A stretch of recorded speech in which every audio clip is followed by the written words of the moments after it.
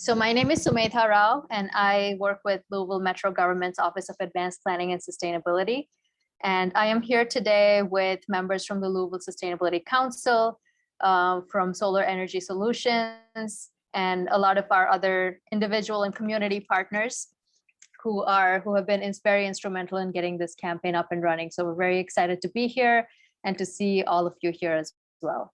So I'm just gonna go ahead and share my screen.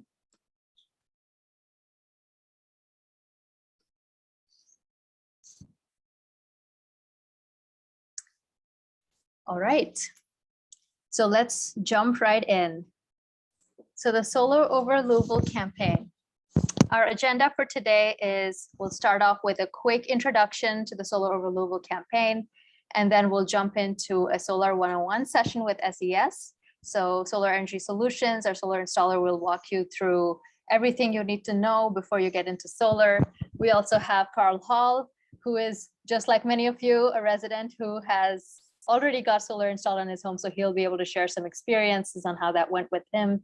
And then we'll open it up for Q&A. So we're hoping to maybe present for about half the session and then have plenty of time to answer everyone's questions. And a few quick housekeeping notes. This presentation will be recorded so that we will make that link available to everyone who registered later. You are all currently muted, but feel free to please use the chat section to ask questions. Anytime during the presentation, just feel free to start putting them in there. And by the time we get to the Q&A, we'll make sure that we look at all of those and hopefully try to answer every question that we receive. So the Solar Over Louisville campaign is a partnership between the Office of Advanced Planning and Sustainability at Louisville Metro Government and the Louisville Sustainability Council. It was launched, we had a soft launch at the Louisville Sustainability Summit last November, but did an official launch through a press conference with the mayor just over a week ago. I also wanted to give a special mention to the Kentucky Solar Energy Society, who has actually, they planted the seed back in 2016 for this campaign to become the robust project that it is today. And we're very thankful for all of their work on this as well. So, the future of solar is bright. Let's start with talking about where solar is right now. So prices of solar have fallen significantly over the last several years, as I'm sure many of you have heard. Solar is actually right now the cheapest source of electricity in history.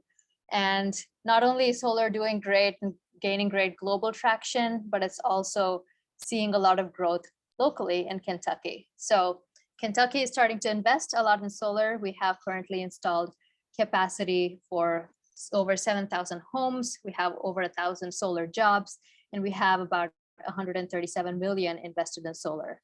And we see that this investment is continuing to grow even here locally.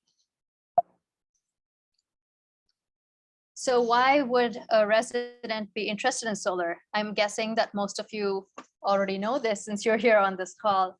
But one of the most attractive things that people find about solar is the energy cost savings that it delivers. It's an abundant form of electricity, it's cheap and it's stable over the long term. You're not subjected to the same fluctuations in energy rates as you would be with the conventional grid electricity. And also once the system is paid for, it's basically free energy once the equipment has been paid off for, and you start seeing those savings on day one with your energy savings and your utility bills. These systems are guaranteed for minimum of 25 years usually, and they're expected to last much longer than that. And once installed, they're also largely maintenance free. In addition to those cost savings, it's also awards several other benefits like energy independence. Not having to depend on the grid and being able to produce your own energy is something that's attractive to a lot of people. Also, homes that do have solar on them tend to, on average, they have been shown to sell at faster rates and for higher prices than homes without solar, even in an economic downturn. And of course, there's local economic benefits such as supporting local solar jobs. And also, ultimately, this contributes to the achievement of Louisville's 100% clean energy goals. So what is special about the Solar Over Louisville campaign? The thing that's great about this campaign is that it just makes the whole process of going solar easier for residents.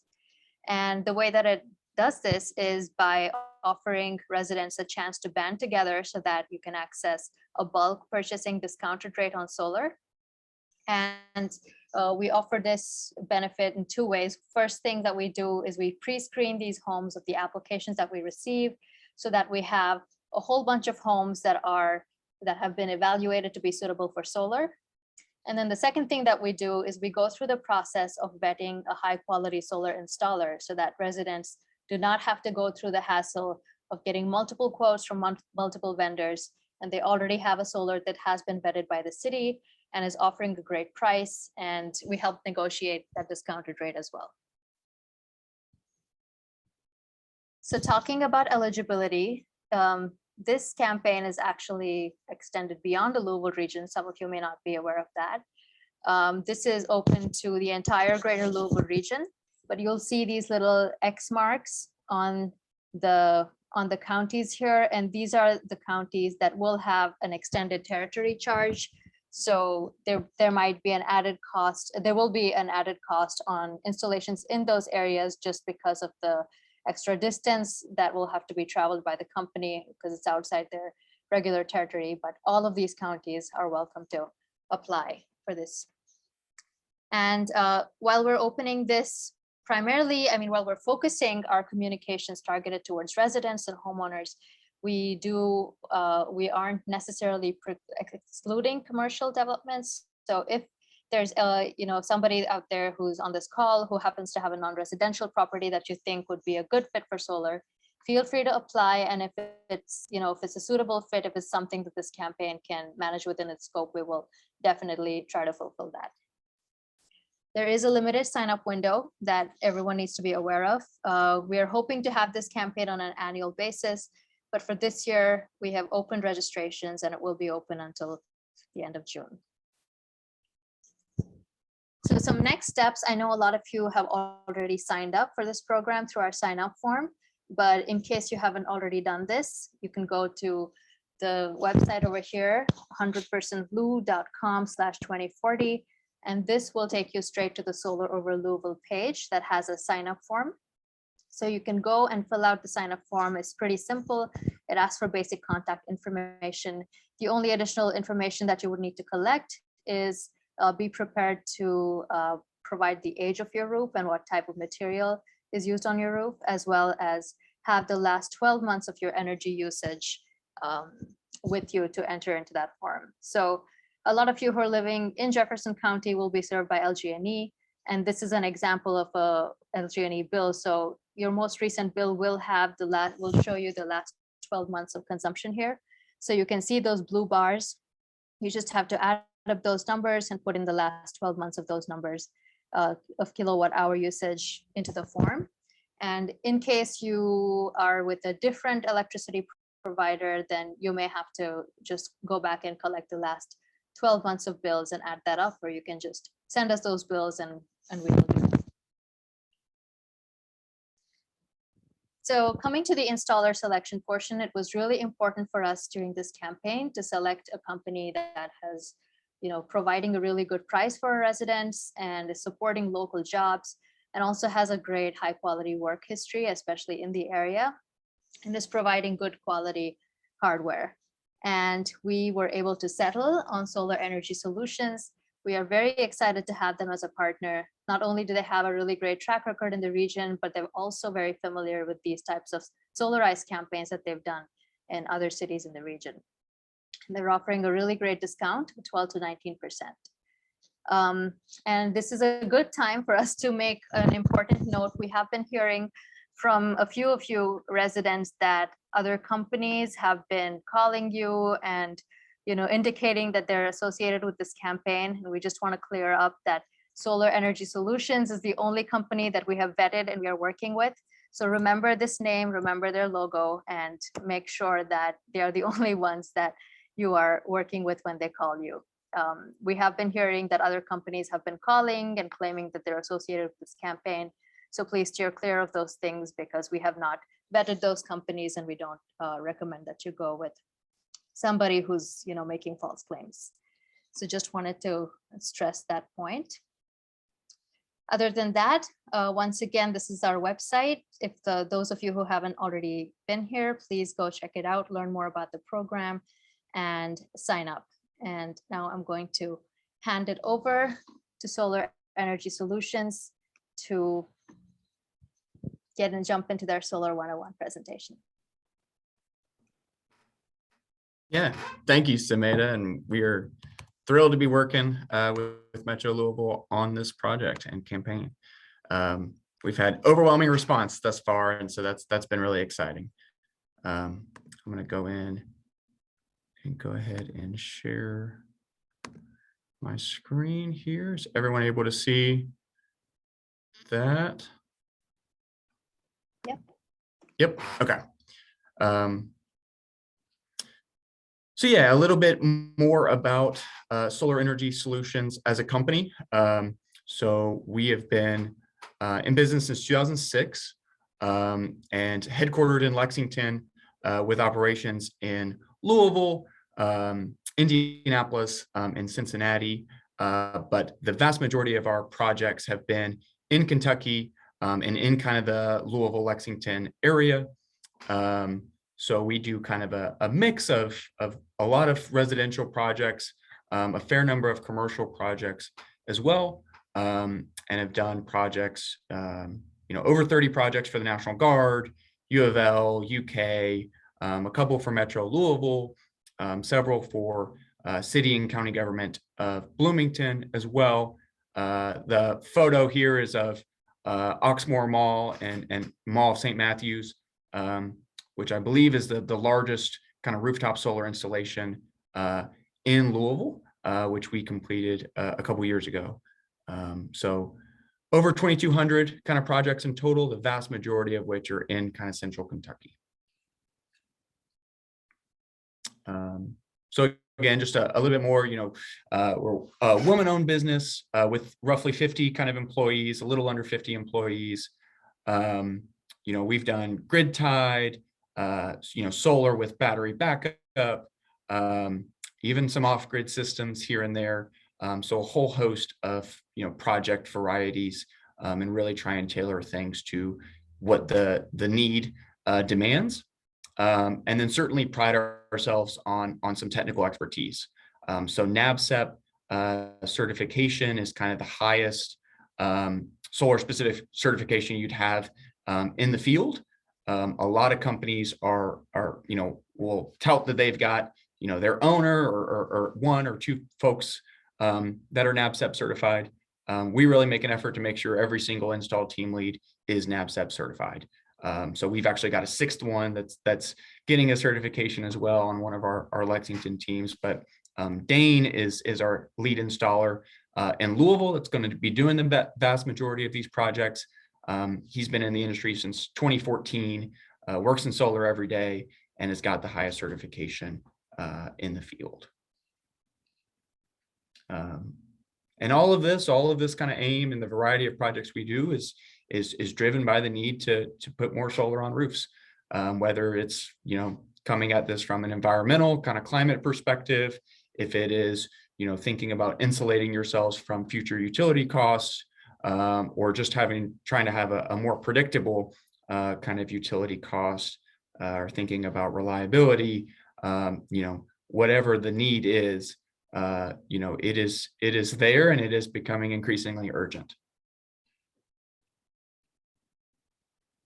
All right, so this is, meant to be kind of a very kind of informal, here's the basics about solar, but I really encourage, as I'm going through this, to just go ahead and send things into the chat while you're thinking about it, while it comes up, and we're going to run through all of these at the end. So feel free to, enter in questions as they come. So the very basics of solar, you're going to have panels sitting on the roof of your house. That's going to be producing electricity in direct current. The second kind of major component here is your inverter, which the majority of systems here is going to be a centralized kind of component, probably mounted on the wall next to your meter. that is kind of the second kind of biggest component other than your panels. And what that inverter does is just convert that current. So the panels are producing in direct current, your home is using alternating current, and that inverter makes that conversion. So that's another kind of critical piece. Your solar system is going to be tied right into your electric panel. So a lot of cases you'd have just like a solar breaker, just like you'd have your stove breaker, it would go right in there. In some cases, we're clamping onto wiring within that panel if there's not room or if it's an especially large system. But then, in terms of the energy flow, it's kind of a constant give and take with your utility. So there will be times where, you're producing and you're meeting your needs, that energy, that solar is going right to your AC unit or stove, and you're not buying energy in the first place. Or, in the middle of the day, it's 2 p.m., you're not home, your solar array is doing great. You may be producing above and beyond what you're using. And in that sense, it's getting, pushed out onto the distribution grid.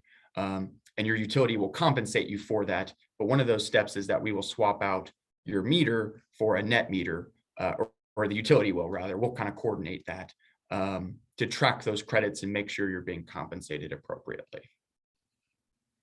And that gets into net metering. And that's kind of, as folks are continuing to do research here, that is a phrase that will keep coming up. And that just deals with how your utility compensates solar. So, we're across 11 counties here, lots of utilities that do things a little bit differently. So I can't kind of touch on every single one. But, it basically varies from, the vast majority are kind of one-to-one. They will credit you the same thing that you pay them for energy, and just apply it to your next month's billing statement. There are some utilities that are somewhat close to that, but it's maybe a partial credit or 75% kind of credit. There's a couple of kind of co-ops in Southern Indiana that are a little bit worse than that, but the vast majority are either kind of very, very close to one-to-one or are one-to-one in terms of that net metering compensation. So as you're kind of talking with me or other members of our team, that is an important thing to understand, is how exactly is my utility billing me to make sure, if I'm looking at 100% coverage of my home, that it's 100% of my usage. And in the majority of cases, that's going to be true or very close to it. And there's a little bit of nuance there that you'd have to get into and understand with whoever you're kind of working with. But again, I mean, a very large portion of your energy you're going to produce and then immediately consume. And so that's always going to be full retail value because, your utility knows nothing about it. Net metering only comes into play when you're pushing energy out onto the grid. So it becomes less significant if you have a small system or if you have battery storage, which I'll get into later. So that's an important kind of fundamental thing to understand in thinking about solar. The one question that I get a fair amount that some folks don't kind of realize is that if you have solar only, your reliability is the exact same. So that is one thing that solar only is not addressing. If the utility grid goes down, even if it's mid-July and it's 3 p.m., your solar array gets shut off and your lights are out too. And the reason for that is because when the LG&E workers or the Duke Energy workers or whoever it is, the utility company goes out to fix the issues on the line, they have to have 100% certainty that there's no energy back feeding onto the grid, causing those wires to be live, because it's a real safety hazard for those workers. So technically, if the sun's shining, your array should always be producing, but as a sort of safety measure, all of those inverters will have a component that, when it senses there's no grid voltage, shuts that array down. And that's why people start to think about battery storage, and that's another option. But solar only doesn't address the reliability and grid outages kind of concern.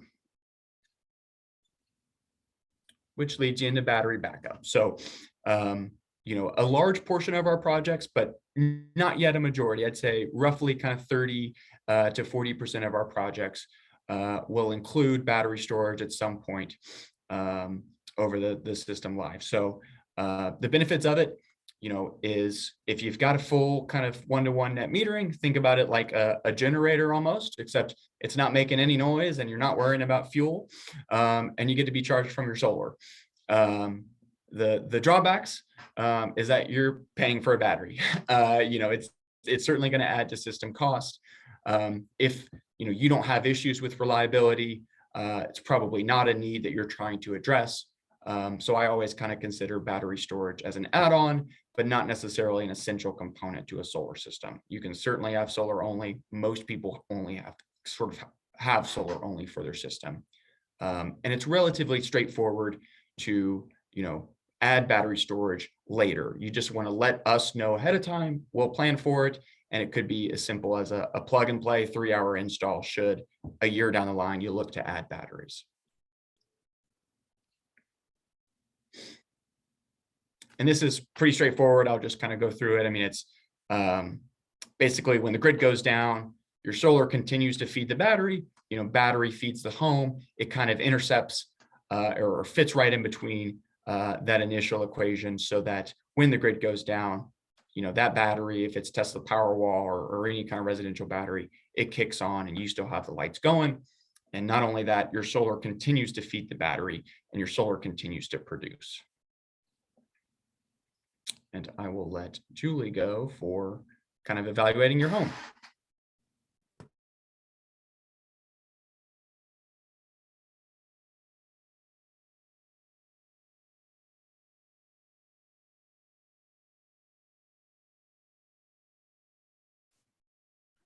Julie, are you there? All right, can you hear me now? Yep. All right, awesome. Sorry, I wasn't able to unmute. All right, so I'm Julie Jones with Solar Energy Solutions, and thank you everyone for coming out. I work in marketing and communications for Solar Energy Solutions, so this is one of my fun things to do. I love talking about solar. So I'm just going to go through the things that you can do just as a layperson to take a look at your roof and kind of understand if it's good for solar, where the solar might work, all those kind of things. So when we take a look at a roof, we're looking at 3 different things. We're looking at what shading impacts the roof. We're looking at the orientation of the roof, so which way it faces. And we're also looking at the configuration of the roof or how sort of simple or complex it is. All right, so shading. So one great tool is Google's sunroof project. It's not the end all be all, but it's certainly a good place to start.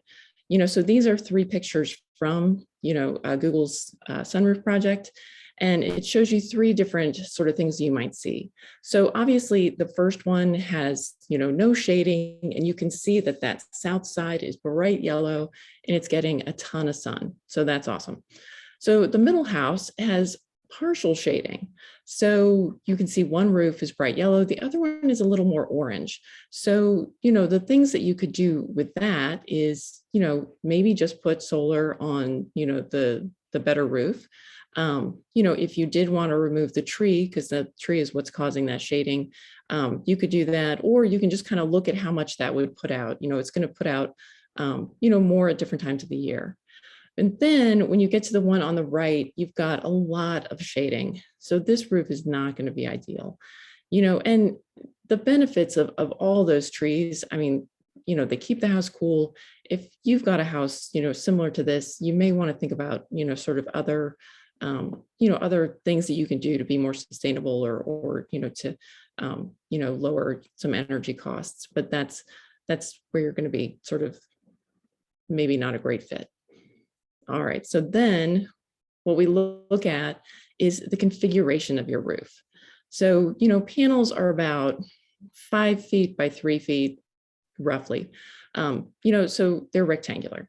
The roof there on the left, that one is great. There's no obstructions. Also a nice flat surface, no vents, no dormers. Perfect. You can lay a lot of panels on there. That middle roof is also good. You do have, a dormer. So, we just would design around it. So we would keep the panels, much more toward the left. And some of the panels on the right are going to get shaded at different times of the day. But with the shade readings that, Patrick or one of our other, salespeople will take, you'll be able to understand what the output would be. Now, the roof on the right is, I'm sure, a very beautiful home. It is a very complex roof. So getting panels on a roof with so many different facets can be very difficult, but definitely, talk with someone. If you've got some larger roof faces, it can work sometimes, but that one's quite difficult. All right. Okay, and then of course, solar, what orientation is your roof? So on the left, we've got, a big south facing, roof, perfect. We would put panels on that south side.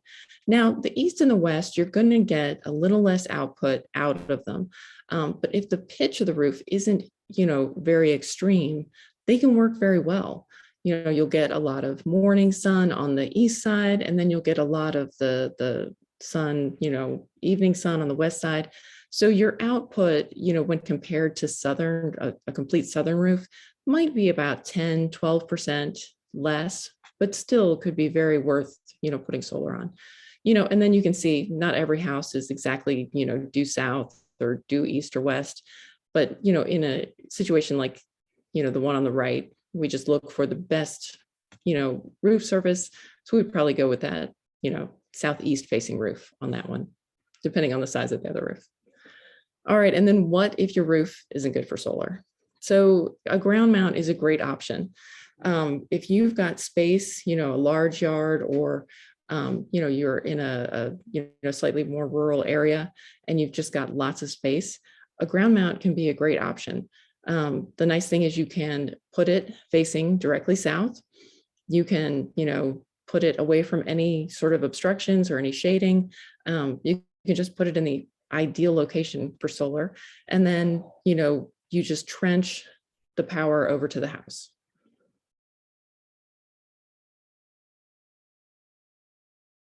All right. And so, I like to just kind of quickly go through some of the benefits, of solar power. Obviously, energy savings, you've got return on investment, rate security, because you kind of lock in what you pay for energy over the life of the system.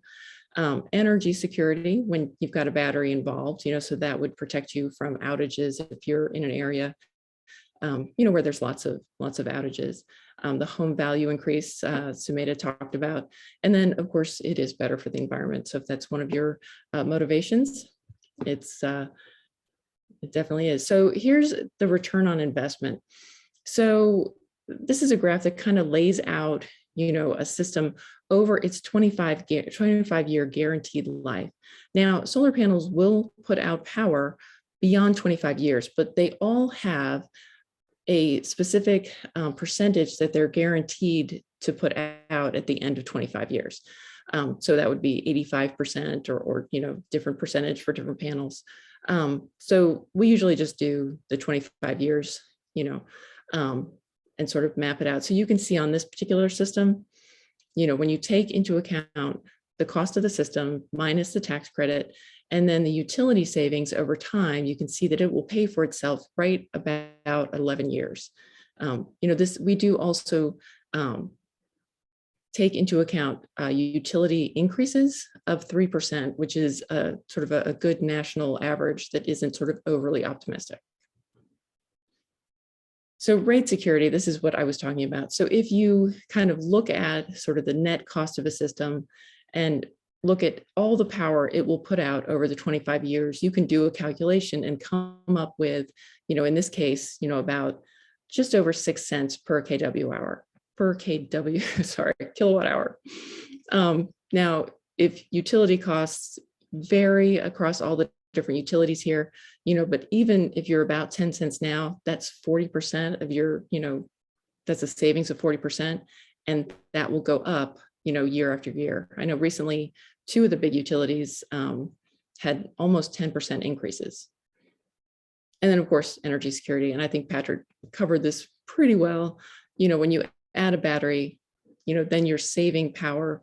When the grid goes down, your system will just power the house with the battery.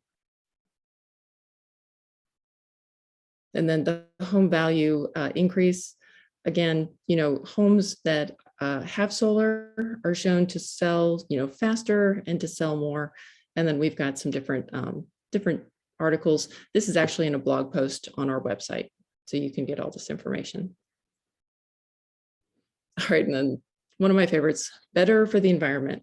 So this, I don't even know how to say these bigger numbers, but just to kind of give you an idea of over time, the average house uses about 10,800 kilowatt hours, and that equates to, a certain amount of carbon. But as you can see, when you get 2 rows down, when you're doing like, over 25 years, that's a lot.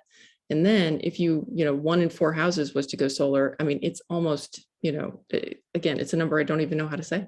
It's so big. So really every bit makes a difference. All right. And I think, Patrick, are you going to jump in there? Awesome. I will mute. I'm seeing loads of questions come in, so I will be pretty brief on this portion because we do have Carl that wants to we've asked to kind of speak for 5 or 10 minutes here or so to talk about his experience, but just broad outlines of the steps here. So doing your homework, you're here, so you're checking that box and starting that process. Roof evaluation, Metro Louisville had reached out and sort of said, if they're particularly really bad candidates for solar, you've already been told that from the team from Metro Louisville, but then we can kind of give you a good sense of what kind of level of investment makes sense, what kind of payback periods to expect, how sensible this is from an economic standpoint. We will look at your bill, do a remote design. Often what happens is that inspires questions you didn't know you had, and so there may be alterations that you need to work out remotely. But you kind of work with me or another member of our team to make those alterations. And if you find something there that is comfortable, that you think, given this set of assumptions, I feel like I've got a good understanding of what I'm looking at, and this makes good sense to me. We schedule a site visit and we get out on the roof. We take hand measurements. We take some shading readings with some of our tools, photos of internal electrical work, really kind of make sure that we're setting an install team up to do a good job, and then kind of give you a final proposal based on that improved information. And again, this is kind of broad brush strokes, but gives you a good sense of kind of where pricing will land. I'd say the average solar system, with us is probably in around 9 to 10 kilowatts. So, for this program with the discounted pricing, you're maybe in the mid to upper teen, 15 to 20 kind of $1,000 level of investment is going to be fairly typical. There's not very many, $6,000 or $7,000 projects out there. There's not going to be many $40,000 projects through this program. So the answer is always, it depends, but the vast majority of folks are going to be somewhere in the kind of $12,000 to $20,000 realm. And then when you're thinking about your home, what will make a project a little bit more costly? Very steep roofs that make our guys have to tie in, and it's just a much longer, much more difficult install. Very choppy roof surfaces where we're using a lot of different surfaces, or we're moving vents or things like that. 2-story homes where you're running conduit and some of your wiring a really great distance, or running it through attic space all the way across a house. Things like that can add to cost. So there are some site-specific factors, but if you have a simple ranch home, you're certainly on the kind of the low end in terms of a nice kind of roof surface to work from. And there are certainly strategies to kind of mitigate cost if you do have a little bit more of a complex roof, or have some choices that you need to make to minimize costs. And then, we have some folks that either pay outright or, finance independently. And so we typically do 20%, at any signing, and then the remainder once, you're satisfied with the system and we're fully online. There is a 26% federal tax credit for solar, which is definitely notable. So 26% of the project cost you can take off of what you're otherwise paying in federal income tax. So that is not a direct cash rebate. It's nothing that'll come right at the time of signing. We're talking about delayed savings come tax season, but certainly notable and certainly a good portion of the project cost. And then finally, we also kind of offer solar specific financing through a group that we work with. We're just a pass through with them, but it's a very kind of easy, low maintenance way to finance your solar, in that you're still dealing with the same kind of solar consultant that you worked with from the beginning, and they can set you up and run through kind of financing terms to find a length that makes sense. It's anywhere from 5 to 25 years. And so there's a lot of options there. And yeah, I've already kind of gone through this. So, if you're find a system and you're a good candidate for solar and you're ready to do it, we will review the contract, put things through engineering, reach out to you for scheduling, but then we're handling, permits, utility net metering agreements. We're getting out, letting your day of install, coming out to install the system. And then afterwards, coordinating with a local electrical inspector to get the array inspected, coordinating with the utility to have that meter swapped, and then you're online and you're ready to go. So the paperwork, kind of administrative details, we handle and just kind of keep you updated as those things progress. And I will allow Carl to talk a little bit about his system.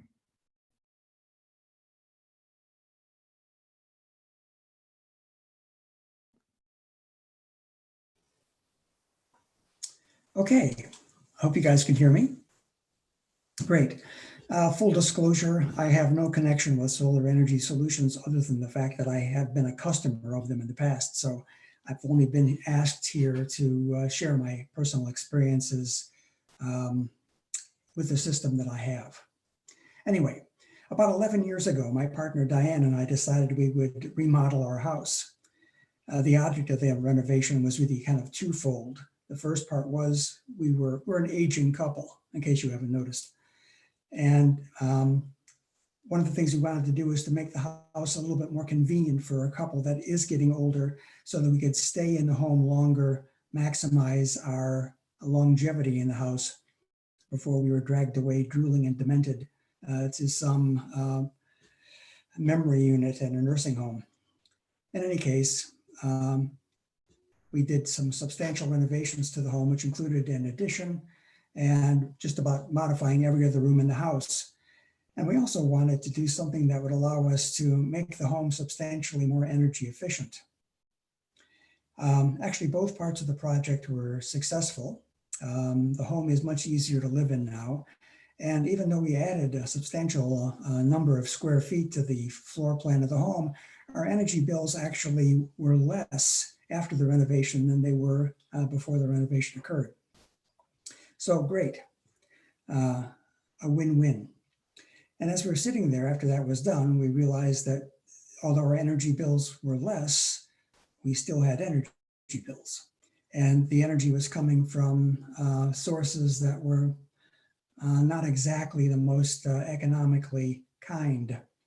So we hoped that we could do something that would allow us to be a little bit greener in our energy sources.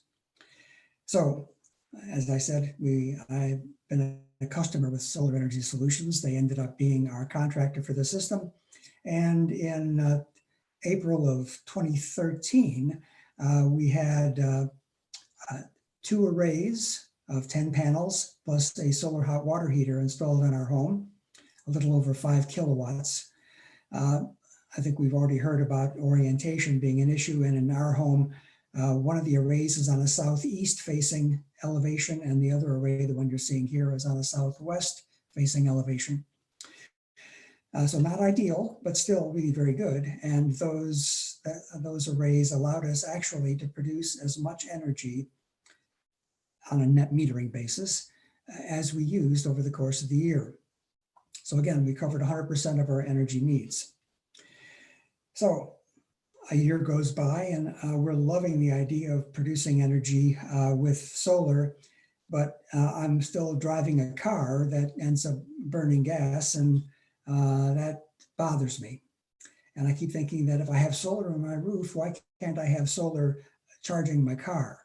So in 2014, Solar Energy Solutions came back, put another 8 panels on our garage, and we used that energy to, again, it's linked to the home in a regular way, but that energy is enough for me to charge an electric car for about 8 to 10,000 miles of travel each year.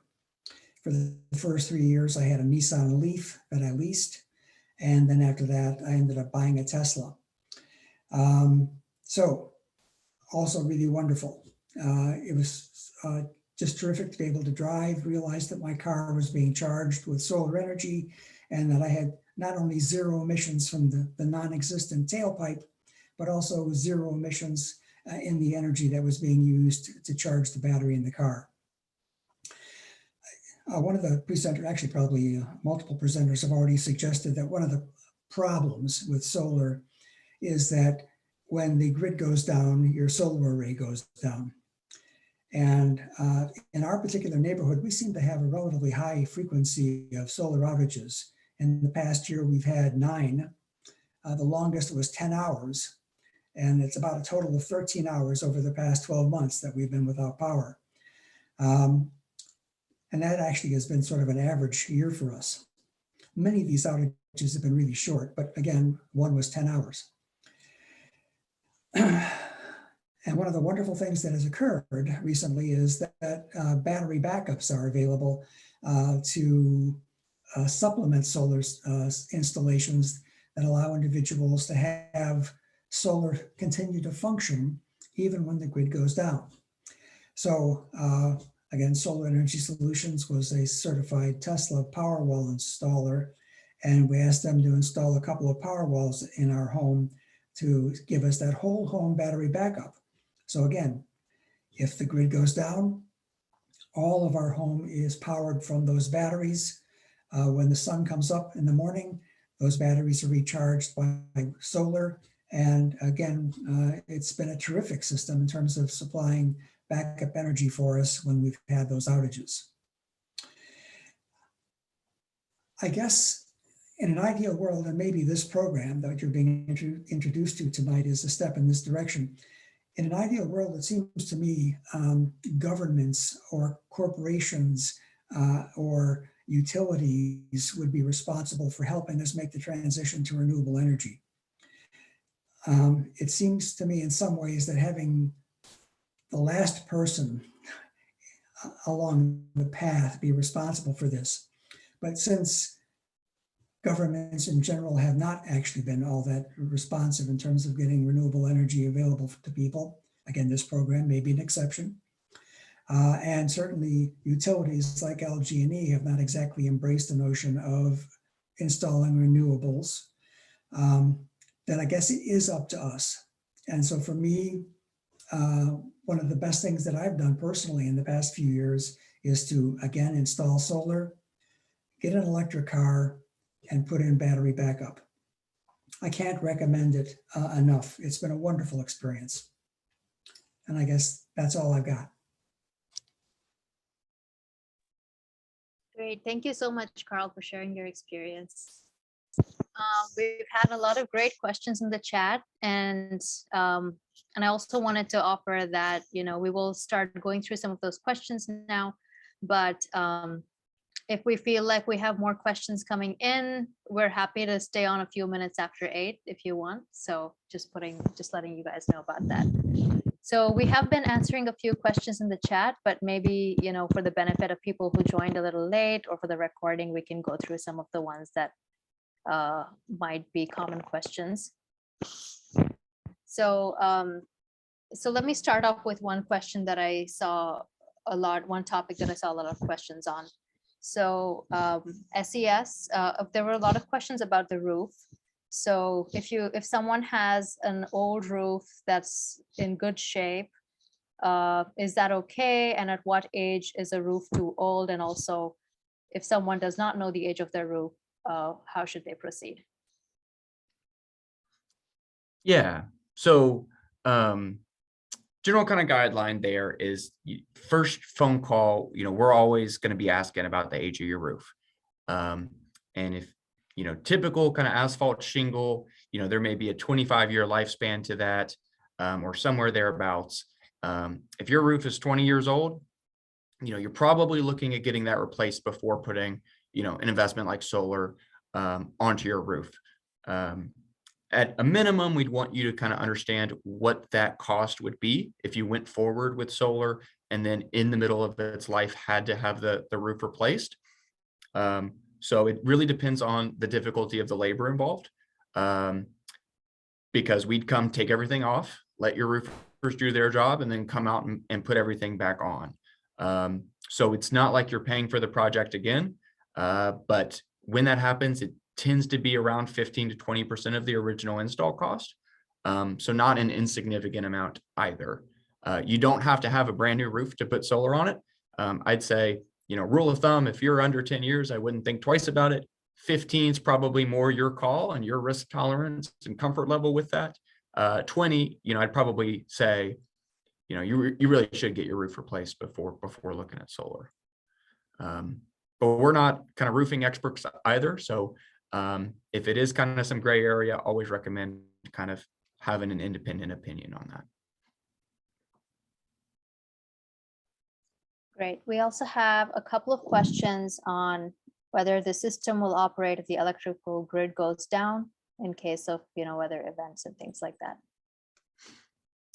Yeah, so the answer is it depends, but solar only, no, your reliability in terms of keeping the lights on is unchanged. So if the grid goes down, you're down. And obviously if the grid's on, you're on as well. But no, if you're looking for that extra reliability in the case of extreme weather or an outage, you are looking at battery backup, or you could look at buying a generator, which we don't install, but solar and generators can play together.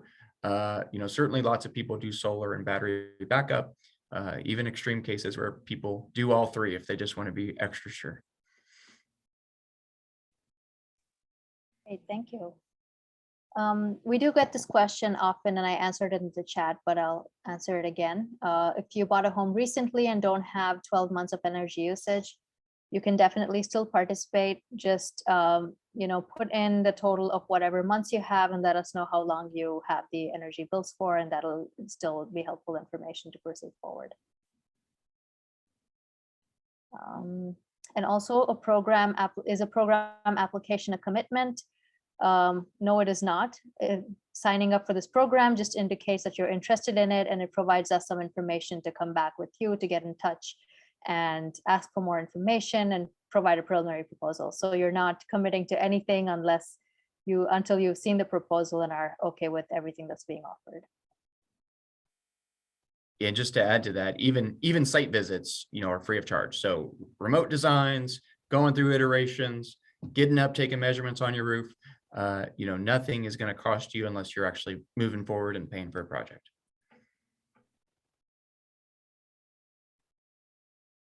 All right. Wayne asks, can I use my electric car as my battery backup? Depends on the vehicle. So that's a big advertising thing with, Ford Lightning. I know there's a couple of vehicles like that are kind of the newer electric vehicles. Anything that's not within the past year or two is unlikely to have that, but that's really dependent on the vehicle. Great. I saw a question about installing solar in a historic district, and I put in a link for what that process looks like, but typically there's an application process, and it would mostly, their primary concern is that it shouldn't be visible and affect the historic form in any way, but there is a process that I've linked in the chat below.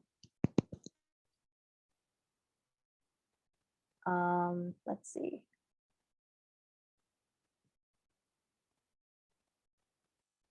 Can you install on a metal roof? Yep. And it doesn't add to cost. It's just slightly different materials, but they're basically the same cost. So yeah, in fact, metal roofs last longer, so it may even be better. Great. There's a few questions from Pam about homeowners insurance. Does it cover damage to solar panels? And does it cover removing and reinstalling panels? And also, would the home insurance go up if solar is installed on the house? Yep, very, very rare, but it is a case by case kind of situation. So it's probably something to check into if there are concerns. Most of the time, damages are covered up to a certain level, which is encompassed in the project cost, and you're going to be under that, but not impossible to see that. Right. Do landlords of single-family rental houses ever install these on rental properties? SES, do you have experience of those types of projects? Yep, and in fact, there are additional tax benefits for businesses that'll make solar even more sensible. So, yeah, if so long as you don't have a crazy number of meters, a lot of times those are actually better projects than your typical residential. Great. Matthew asks, does the addition of a battery mainly just help with backup, or does it also help reduce energy costs during times when the solar array isn't drawing energy? Yep, so just backup. Those batteries are not creating any additional energy. It's just repurposing your solar and keeping it when you need it in an outage. Nancy is asking, can solar be installed on a rubber roof? So yes, the only exception to that is if it's a steep pitched rubber roof or something that's not relatively flat. What we would do in those situations is used like a ballasted kind of racking that would weigh the system down actually, and have just a very slight tilt to the panels. And so there'd be no roof penetrations, and definitely can be done, and we would do regularly.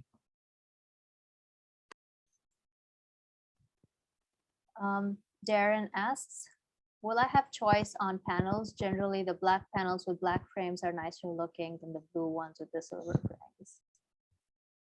Yep. Yeah. So we had the benefit of having, some photos of installs we've done, since 2006 or a long time ago. But no, today, the panels that we have kind of presented as part of this campaign they have a black framing, black back sheet. So that's kind of our kind of standard offering for the vast majority of cases. And then most premium panels, if you were looking at a higher end option, have that as well. So no, the vast majority will be, that black on black, unless you specifically want otherwise. Percy Moore asks, what are maintenance and cleaning costs? Yep. So basically none. So you're definitely not washing your panels or doing any kind of ongoing maintenance yourself. You are splitting hairs on increasing production, and it's not anything that anyone would really recommend. I will say so in terms of like warranty concerns, the thing to prioritize in that, if that's a particular kind of need or something that's really important to you, is the inverter. So, panels don't really fail. Very, very rare for that to be an issue. The inverter is converting current and it's power electronics, and therefore, that is the most likely to fail. So through this program, we've included the extended warranty on those inverters. So every project's going to have a 25-year warranty on those. And we've got a kind of 5-year full service as well. So all of your components will be 25 years on the warranty side. Calvin asks, what brand of panel does SES use?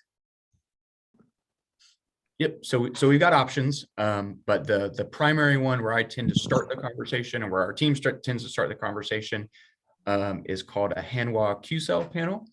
It's the panel that Tesla uses in their manufacturing, and it's got a sort of ZEP racking. So there's also kind of a skirting around the array. That's an aesthetic component that just kind of hugs the roof a little tighter, kind of conceals any wiring, and just kind of fits the surface a little bit nicer. So that tends to be where I start the conversation, but there are lots of other panels that we kind of regularly install And that's something we kind of work with on a case by case if there are specific preferences.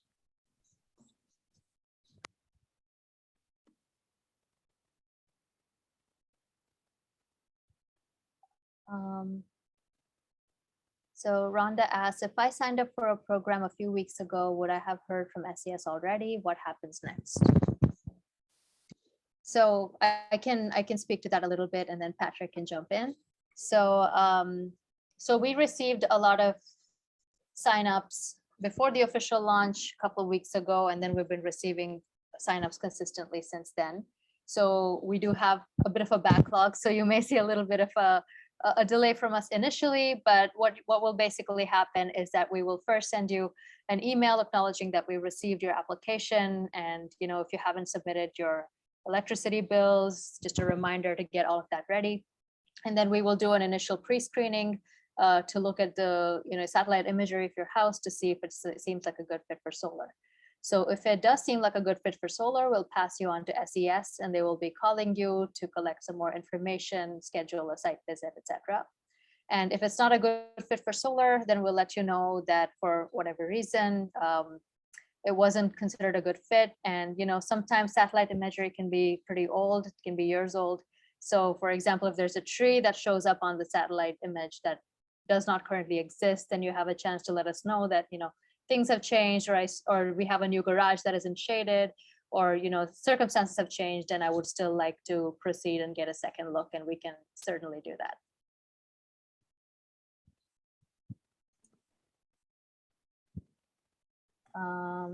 Let's see. What John asks, what kind of cost does battery add? Yeah, so that's for all you're getting in battery storage, it's not a small investment. I mean, it can be as much as your solar is as well. So, for the vast majority of situations, unless there's something, internal electrics that's real kind of finicky or difficult, one of those batteries today is 14,600 or thereabouts, and then two is not quite double that, but over $25,000. So that is an investment that unless there's a pressing need, I tend to encourage people to wait on, because batteries are a little bit of a younger technology. It's a little bit like where solar was 5 or 10 years ago. Those costs are going to keep coming down, and you can always kind of add later. So yeah, different product for a different need. Certainly if you're kind of, what is the best kind of bang for my buck, and I'm only worried about my LG&E bill, you're probably not looking at battery storage today, but it's something to kind of keep in mind should the need arise. Nancy asks, does the solar breaker add to the power of the panel? Nope. It's just like any breaker, like in your electric panel, you'll have breakers for lights and outlets and all your appliances.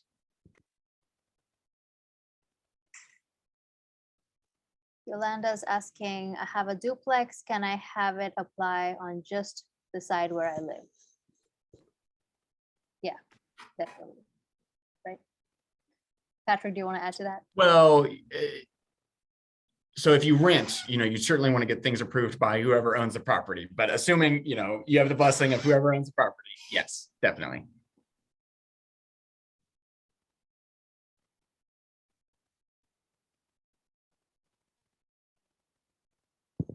I do see some questions about the grant program. So I did put some information on that in the chat, but I can clarify that again. So Louisville Metro government is able to offer limited grant funds, and we're happy that we were able to offer this option for LMI homeowners to support them with this program and cover the cost of solar installation. But we are still working on some of the details of those programs. So unfortunately, we don't have that information ready to go yet, but we will be publishing a full list of eligibility criteria. And we will be publishing that on our website. So you can keep an eye out for that. It will be later this month. And if you want, you can also contact me. My email is on the website as well. And you can contact me and I can make sure that you are notified as soon as that information is available.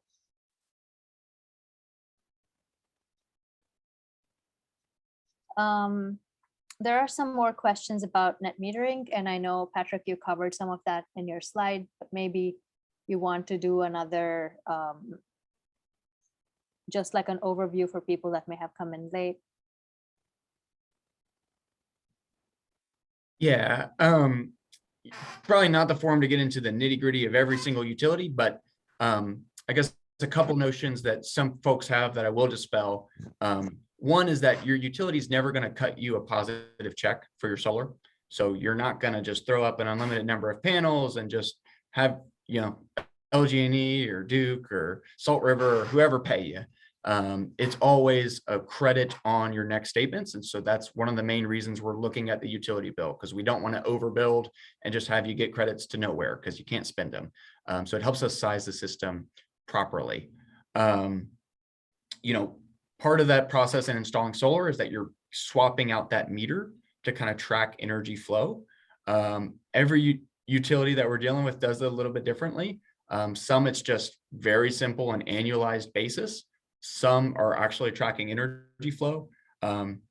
That's probably something to just get into with kind of the solar consultant that you're working with, to make sure before signing off on anything, I've got a really good grasp of, you know, what my production is and what that means to me financially in terms of offsetting my bill.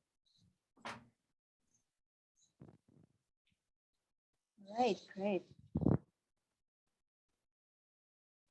Well, we are a few minutes past our official end time, and I think we got to most of the themes of questions that were out there.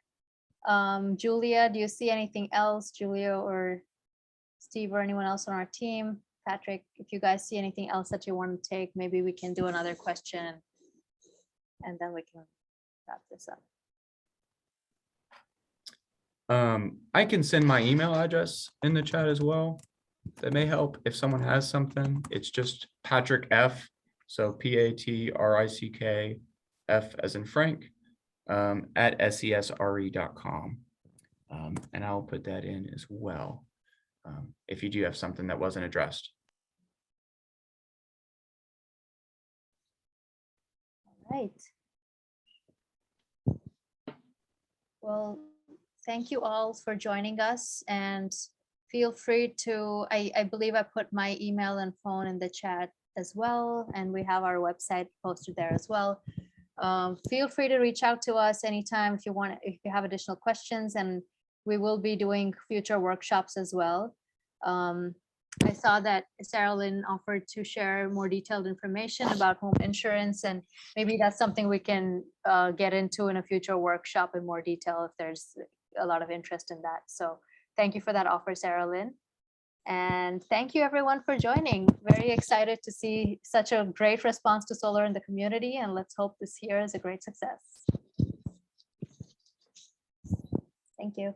Bye.